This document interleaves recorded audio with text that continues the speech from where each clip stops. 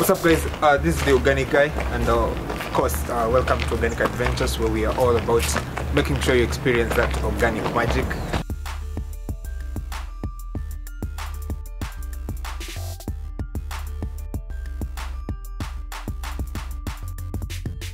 Of course, when you see us, that means that we are yet on another adventure, and this time we find ourselves at Nyumbani Current Organic Farm, which is owned and operated by Nyumbani Children's Home. So this one is a special one because Nyumbani Children's Home is home to over 120 children who are HIV positive. And the most interesting thing about this is that the food that is produced from this particular organic farm is the one that is used to feed this particular children. So in this particular episode, we're going to sort of show you their particular organic farm, what they grow and the kind of products that they have, and then we'll go and say hi to those children and see how they're going.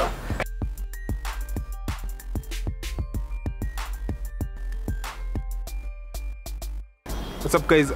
Welcome back. We are at the Nyumbani Current Organic Farm. So with us is the farm managers. So they're sort of going to introduce themselves, and then we they'll show us the kind of structures and the kind of intercropping that they're doing as we sort of have a farm tour. So asante sana kwa na sisi. So to introduce to sasa ndio viewers wa YouTube. Hi guys, I'm Paul Dirango, Current Organic Farm Manager. Welcome. Okay. I'm John, Gardener Nyumbani Village, Current Organic Farm. Welcome. Okay. I am Alphonse, Gardener Nyumbani Organic Farm. So, ladies and gentlemen, these are the guys who are going to show us exactly what is being done in this particular organic farm. And then I hope from these particular deliberations, you'll be able to learn a thing or two from what they do, so that you can be able to apply on your own particular organic farm. Down here we have our manure, which yes, we get from our dairy cows. This is where we hold the manure for a period of 3 months before we transit it to the farm. Yeah. Within the 3 months, it will be ready without any effects on the crop. Okay. Yeah. So what happens if you transfer it before 3 months? Is there any effect that it will have to the crops? Yeah, it will have effects when you use manure which is not ready. Yeah. It will have a burning effect or scorching effect on the plants, On the crops. both on the roots and maybe on the leaves too. Okay. Yep. So I think that's a very good important to note. There's the 3 month period. Yeah, it waiting period. Yeah. To reduce the scorching effect that it might have on the plants. Okay. So as you can see, they are pretty much armed with different kind of fertilizers and manure that they can use in their specific organic farm. So then you can sort of explain to us what is actually happening here. So I can see you're having sweet potatoes, and then carrots, and then kales over there. So what is the thinking behind having this kind of cropping? Oh, basically, this is what we call intercropping. Yeah. And in organic farming, you are advised to do intercropping. Yeah. Because basically, when you have different types of crops growing in the same field, yeah, it kind of helps reduce the pest infestation pressure. Okay. Yeah. So here we have sweet potatoes. Next 4 beds, we have carrots. Yeah. Under different growth stage. The lower part we have 2 lines of carrots, which are already advanced almost to start harvesting. Then on the last part we have broccoli, which will be coming up within a month or so. Okay. So there is a systematic way of growing crops, because I can see the carrots over there, they are at advanced stage, and this one are sort of in a smaller. So is there a reason behind that? The reason behind that is only it goes with the product demand, Yeah. or wherever we supply our products to. The demand is the one dictates the kind of plantations we'll have at a particular time. Yeah. That's why we started with the 2 beds of carrots. That's enough to be consumed within the period of maybe Christmas, Yeah. the December holidays. Then by January, February, the next crop will be ready. Okay. So again, it is also ensuring there is consistency with the products we are growing. Okay. Yeah. So most of your growing is also informed by the market. So how the market will respond to your products. Very correct. Yeah. Yeah. Okay. So when you look at these sweet potatoes, you can see there's most people will call this weeds. So why would you not sort of want to do your weeding? Is it something? Is it according to an organic principle, or is it something you sort of do? From this portion where we have done the sweet potatoes, Yeah. towards the upper side, Yeah. we are kind of leaving this area to be fallow. Okay. The soils are kind of exhausted, so we are holding the land for a period of time, Yeah. so it can heal naturally. That's why you see we don't removing weeds is not a priority. Okay. Because both the weeds and the sweet potatoes naturally help to heal the soils. Okay. Yeah. Sawa. So and then in terms of competing with the crops and the nutrients, getting the nutrients from the soil with the sweet potatoes, is there an effect that you see, in terms of production?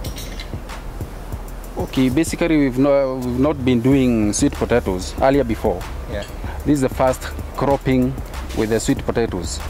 Okay. So it's kind of a trial to see whether it will help in balancing the soil nutrients. Yeah. If at all it works well with us, we'll have to add more sweet potatoes. Yeah. Again, our basic reason why we've done the sweet potatoes, it is a dual purpose, because we get the tubers for the market, and then the vines we feed to the cows.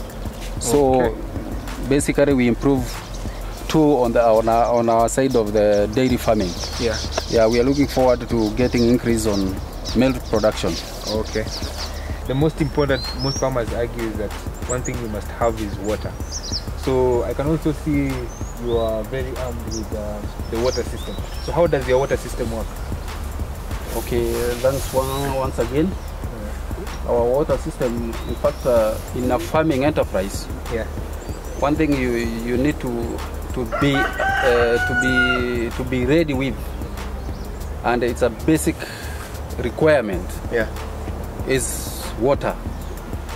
And in our farm, Yeah. what we do is we dug a borehole, Yes.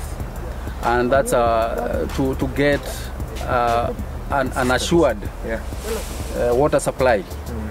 So this is our water system. We have a big water tank, which is a capacity with 10,000 liters. Yeah.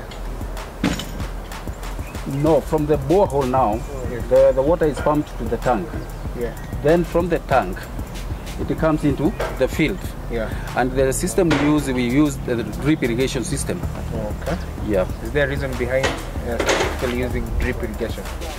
The specific reason why we use drip irrigation, Yeah. one thing with the drip irrigation, it is easy to manage.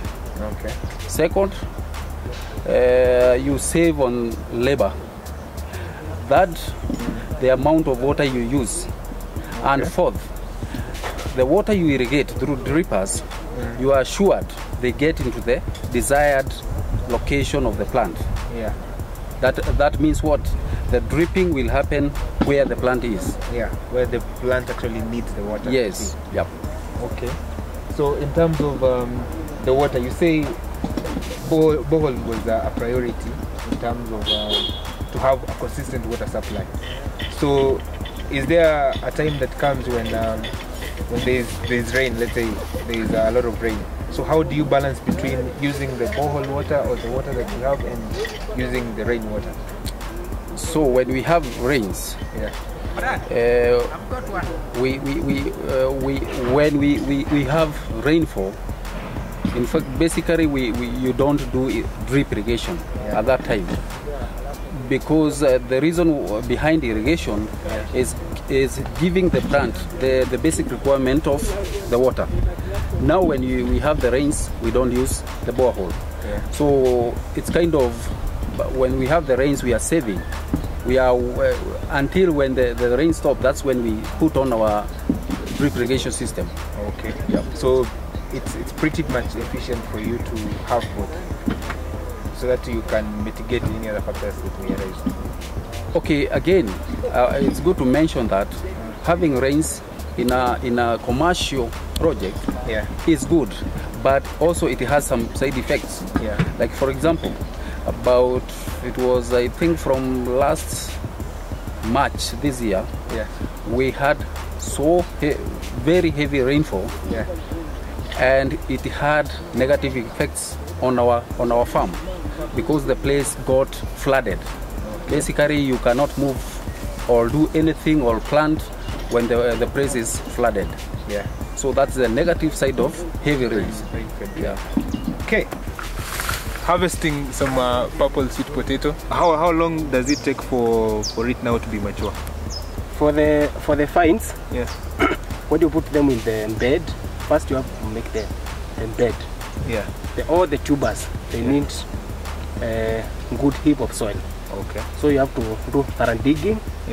Then after digging, the vines, they don't need manure. You just raise the soil. Then you plant the vines. Then they get enough water. Okay. It will take only 3 months to be ready. Okay. So in 3 months you are sure of harvest. Yes. Sawa. So let's see what we've got. Let's see what we can harvest. So I guess when you're harvesting, you have to be really careful in terms of to make sure your tubers are not harmed. Yeah, it is. And it's a huge harvest.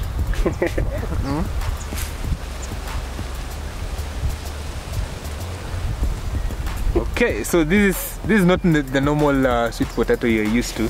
So, Mr. John, you can sort of explain to us, why is this different? The variety of the sweet potato is not common in Kenya. I got finds from a white person, a friend of mine. Okay. The white lady from America. She gave me just a few stems. Then I did planting. Then I got my own. Okay, you got your potatoes. Own vines. Okay. One thing you cannot afford to miss about this farm is the amount of trees that you are doing in this particular place. And as you can see, you have a lot of trees. So can you sort of explain to us the reason behind that? As you can see to our farm setup, we have practice and forest, which is one of the major activities in organic farming. I'll give examples of the plants we have, especially trees. We have moringa, we have neem trees, we have bananas, we have grevillea, then we have the avocado, and we have some mangoes. Okay. In our farm setup, we have some fruit trees, which will include the avocados, mangoes, and moringa and bananas. Okay. Then on the other side, on our fence, you can see we have grevillea. This grevillea we use for timber, and also they act as windbreaker. Okay. So in the farm, there's no extra wind. That comes and sort of disrupt your crops. So these are for windbreakers and source of timber. So sometimes you don't buy timber from hardware. Since we have our own trees, we prune them, use the branches for firewood, and also use the leaves for composting. These leguminous plants, so the leaves are not acidic. So we normally collect the dry leaves. We mix the cow dung, we make good compost manure. Okay, so it's actually multi-purpose. That's also acts as source of manure to your crops. Yes. So I also understand there are some kind of trees that are not really good for agroforestry. Yes. So can you sort of explain to us which kind of trees that one is not advisable to use? I'll give you 2 examples, and we have not put them in our farm. One of them is eucalyptus. Eucalyptus. Yeah. Okay. So in organic farming, it's not advisable to put acidic plants with the acidic chemicals. Yeah. One of them is eucalyptus and the cypress plants. Okay. Yeah. So those are, in terms of, they are also acidic. Yeah, the leaves. The leaves themselves they can cause acidity to the soil. To the soil, and then the crops will not grow. Yeah. Yeah. So I also understand they use a lot of water. Yeah. Compared to what you use. Yeah. Okay. Yeah. So as you can see, agroforestry is really an important part of organic farming, and that's why they have taken an issue of actually trying to make sure that they incorporate it in their specific organic farms. So, and also I can see there's the moringas also. Yes. You're planting them in plenty, and there's a lot of talk about moringas. Yes. Is it because of their their nutrients rich, and the multiple number of vitamins that they've got, or they are also good for agroforestry? Moringa basically is not for agroforest, but it is a important tree. Yeah. We call it a miracle tree. Miracle tree means moringa can treat over 300 diseases. It is a multi-purpose. Pause that one. Over 300 diseases. Yeah. So moringa, it will give you about it will give us about 3 products. One of them, we harvest the leaves, we make the powder. Okay. Secondly, the seeds. Yeah. We make the oil, and also the leaves again. Yeah. We make the moringa tea, and the roots. Also, you boil, you drink, so that you can treat things like arthritis and other disease-related problems. Okay. Yeah. So it's pretty much multi-purpose. Yeah. So what happens with the moringa leaves? You harvest the fresh one. Yeah. You dip them in warm water. Yeah. Then you put them in a cool place for them to dry. Yeah. Then after they dry, you pound the leaves. Yeah. You make the powder. Then you sieve. Yeah. Then you pack the powder for the sale. So the powder can be used by people with things problems like diabetes, ulcers. So you can either put in tea, normal tea. Also you can put in food. And through that, it will help to regulate the blood flow, water, and also act as balancing the nutrient level in your body. Okay. So the neem plant is a very integral part of agroforestry of any particular organic farm. So for you, John, why do you find it important that you must have neem plant in your agroforestry? Neem plant, you find when you come to making of the biological pesticide, it's one of the major ingredient. Yeah. So the neem, neem, when you boil the leaves, there's a compound which will expel the harmful insects and pests on our farm. Okay. So it's very bitter by the way. Just that compound in it. Yeah. And when you boil, you extract the compound, which will help now to expel, to chase away the harmful insects. Zenyu zimetokea poa. What is the secret to producing such amazing looking horse? First I'll say, I think we are one of the farms with high quality crops. And the secret is about the manuring. What we do, we don't apply the manure to the whole bed.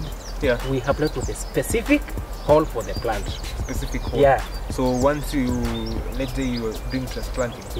What we do, we make them beds. After we make the beds, we measure the holes following the spacing. Then at each hole, we use our very rich compost you have seen over there. Then we put in every hole. Then we don't mix with the soil. Then we plant the seedlings on top of them. On top of the manure.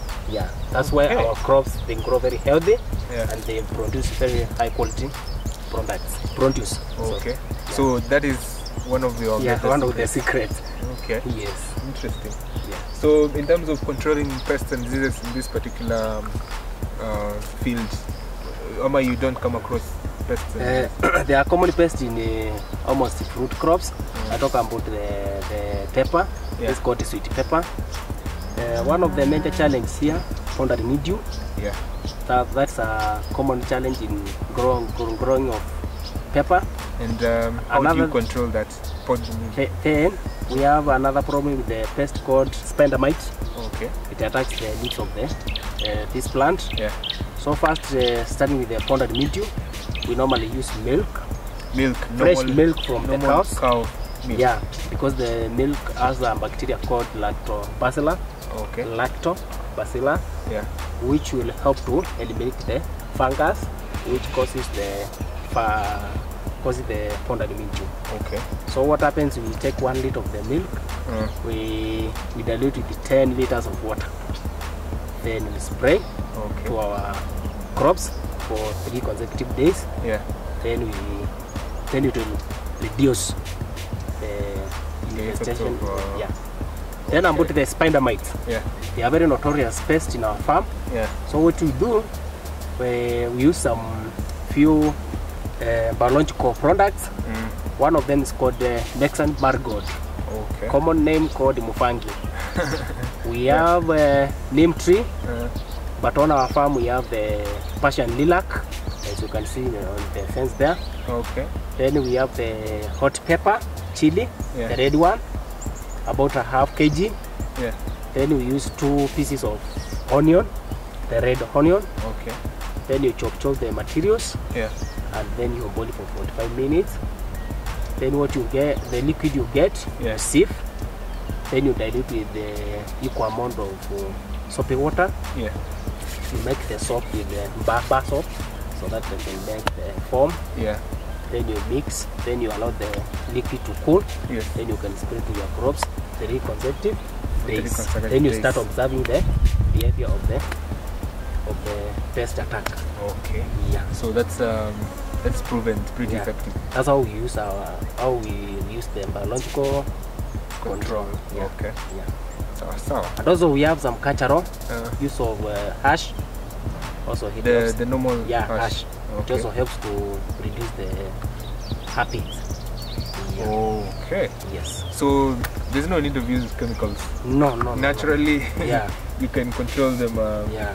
from very natural ways. And another thing, if you want the plant to be strong, Yeah. you just feed the soil. The soil will feed the crop, Yeah. and the crop will be strong enough to resist against the diseases and pests. Yeah. So Okay. first you work on the soil, Yeah. then you try now to balance. Interesting. So if you want to produce such amazing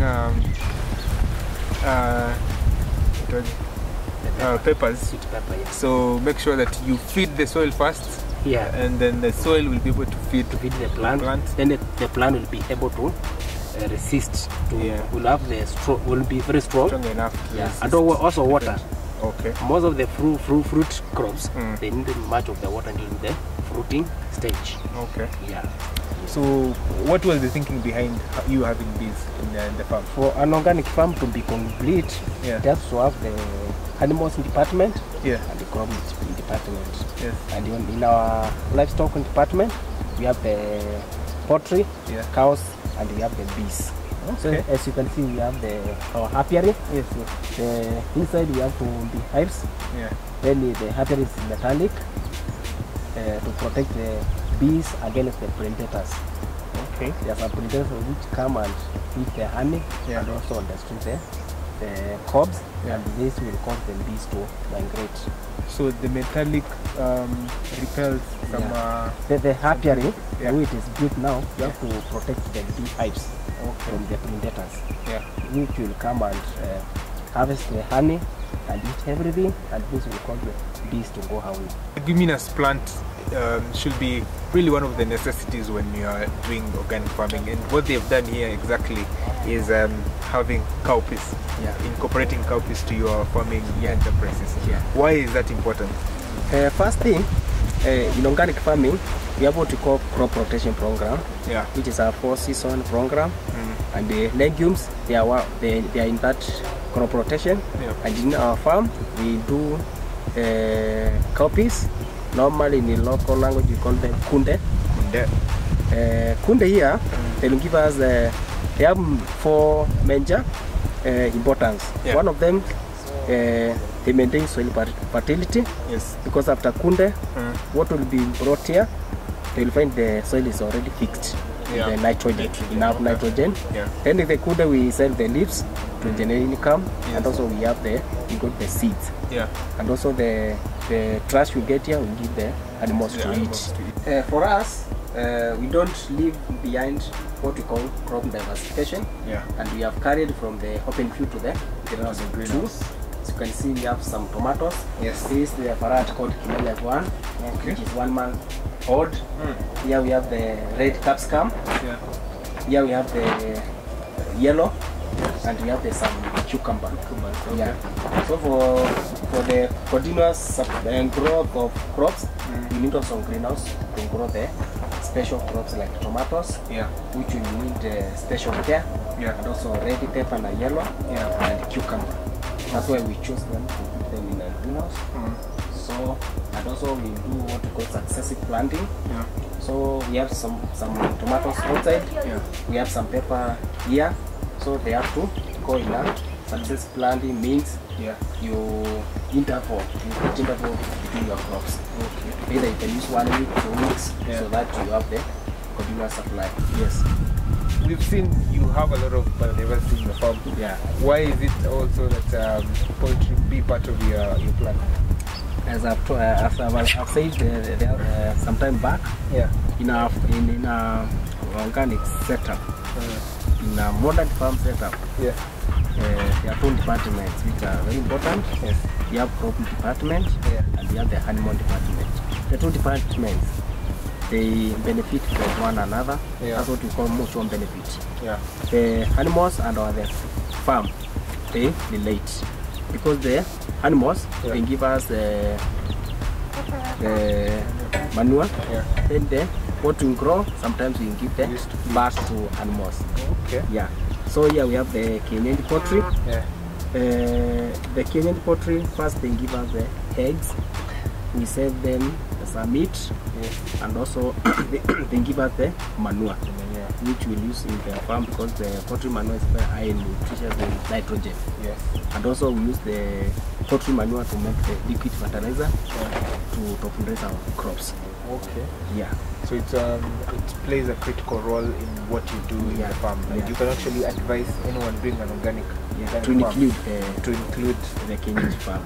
And also the Kenyan poultry, they are very resistant to diseases and pests. It's also important that they do Kenyaji chicken. Because this one they don't need antibiotics. Ours we give them arubaini, the neem, and also we give a bit of aloe vera. We mix with their water.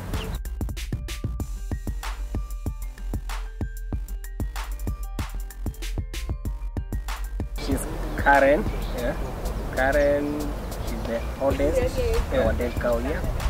And she gives us the range of 10 to 12 liters. Our animals here is on zero grazing. We feed them natural. That's why you can see we have very free grazing land. They eat wherever they want. They do the exercise. So we are practicing animal husbandry. Because these animals, they are like people.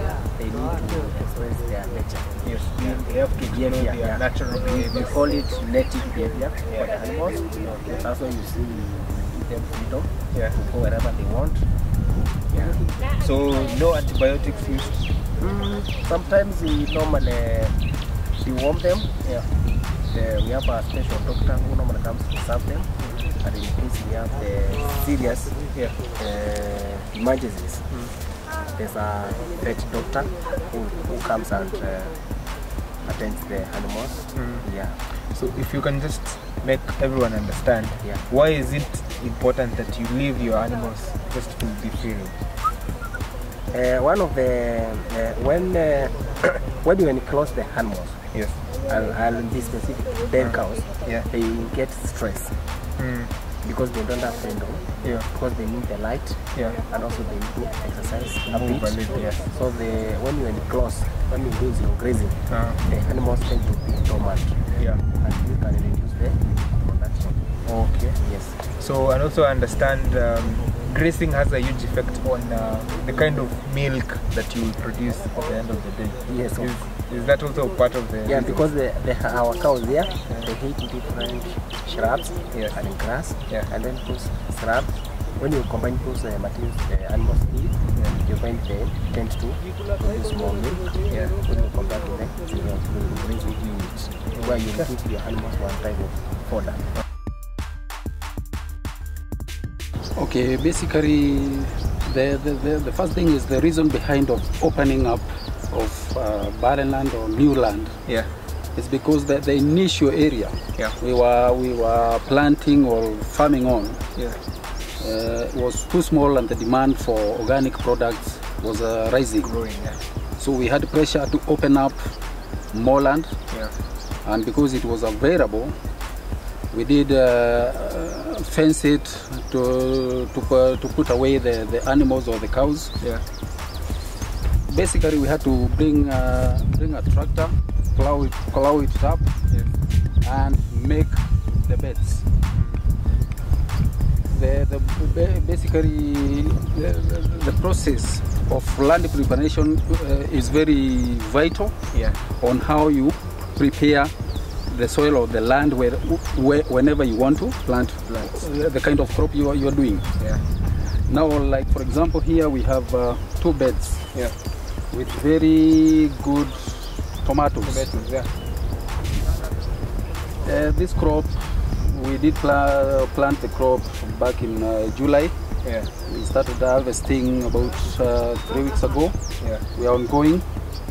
Hopefully up to maybe mid-January, we'll be having a product, tomato products from here.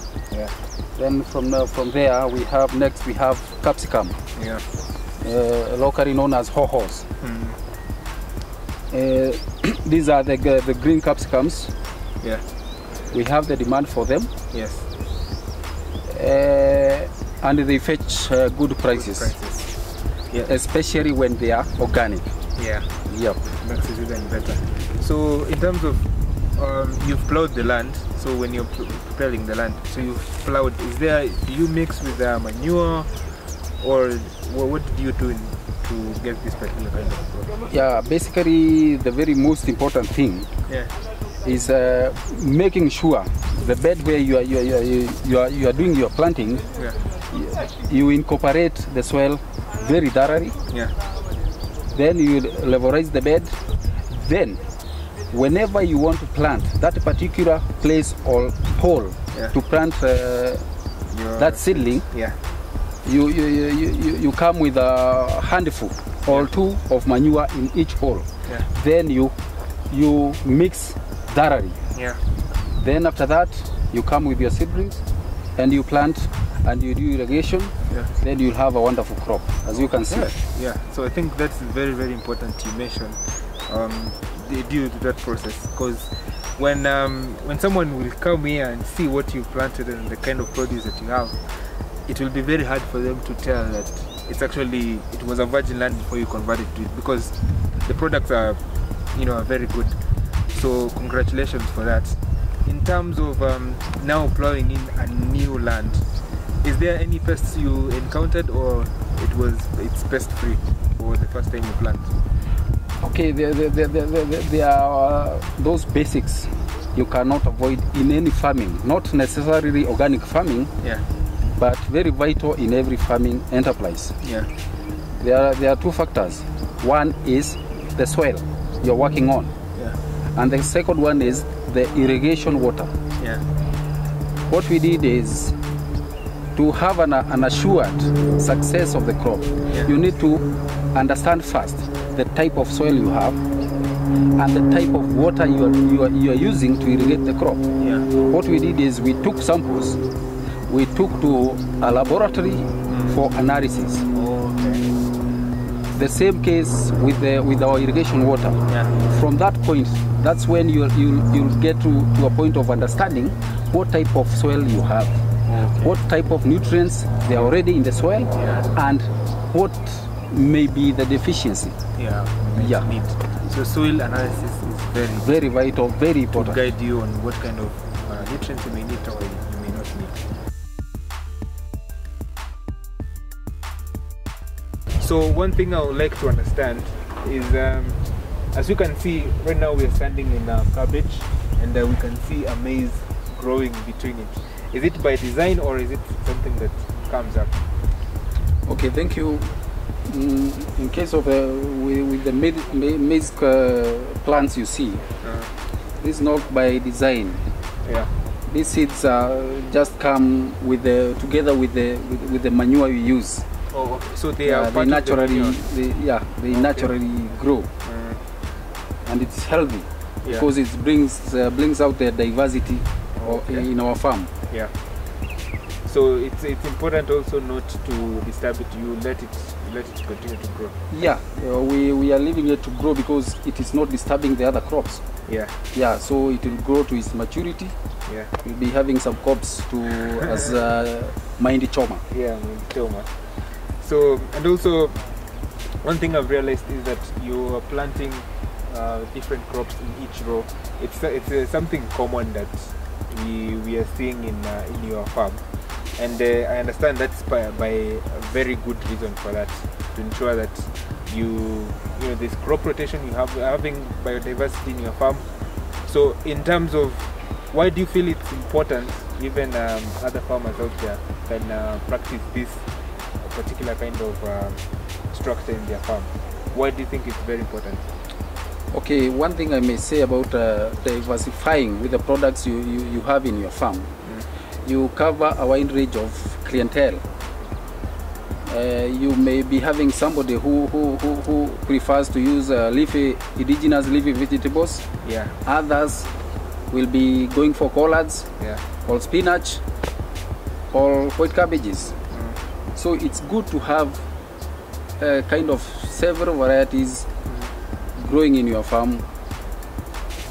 Another important thing is to have consistency with your products.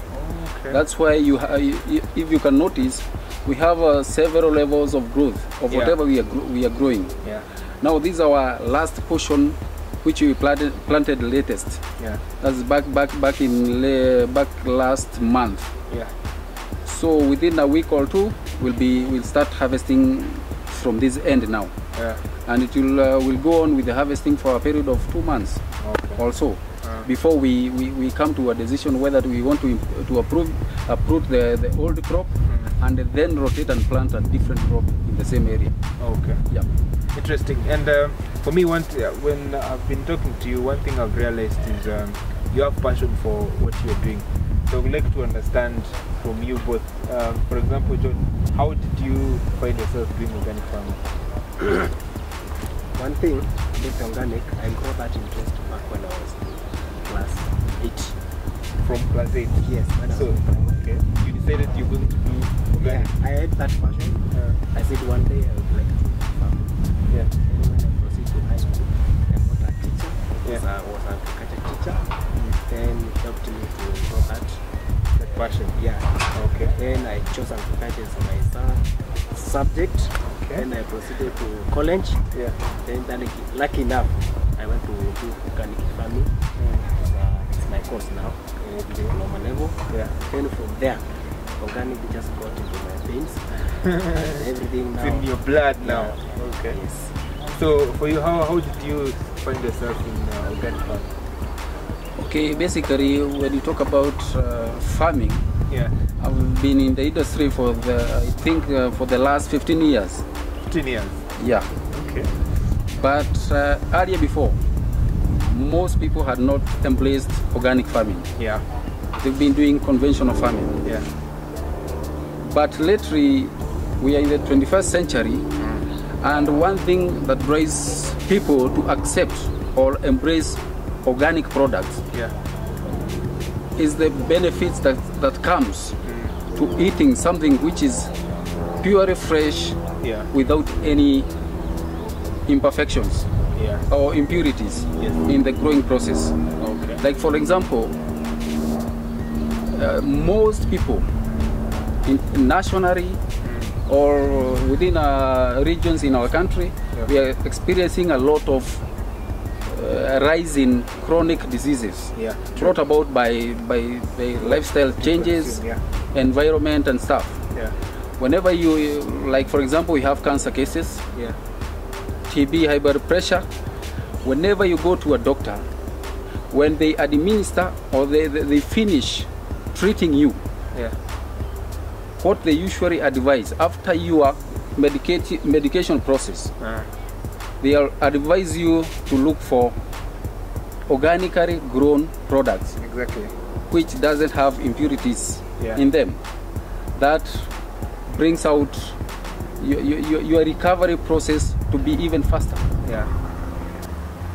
And again, it's healthy to know that whatever you are eating with your family is healthy and clean. Very, very important. You know, you've been in this sector. You've been in this sector for a long time now, 15 whole years. What are some of the highlights? What are some of the things that you can say have really, you know, helped you or make you want to continue to do what you're doing? One thing, like whatever we do here, I may coin a new word. Maybe I would call it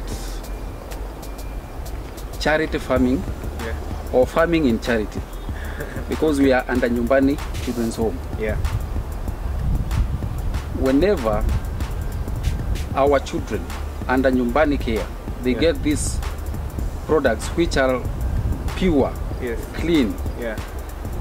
Also our customers, when they come here and they witness, when they come for their weekly grocery purchases, when you harvest fresh leaves from the farm, you see a glow in their face when they are going home with a product. They have assurance that's a clean product. That motivates me daily. All right. So as we finish up, what is the one thing that you can advise organic farmers? Is there one thing? If you are to advise organic farmers. One of the major things I will tell the farmers, one of the things is interaction. That's true. You visit each other, and you advise each other where to improve, and also about the quality of the product you grow. And so through that, they will share the experience and ideas, and that will enhance the organic production process. So very, very important that organic farmers create that bond and continue to share that knowledge in whatever you do. So one very important message that you can give organic farmers.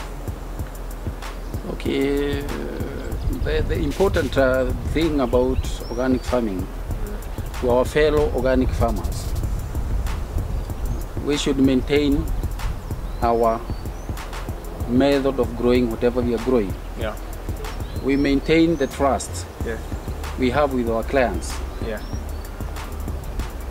And with that, we can have an assurance of a promising future in farming. So very, very important. So make sure maintaining that connection and communication channels between each and every organic farmer is very, very critical, and also ensuring that you know, you're honest in what you are doing, and also, you know, to continue sort of impacting people in whatever you're doing without any distractions is very, very important as an organic farmer. So thank you very much for having us. It's been a pleasure.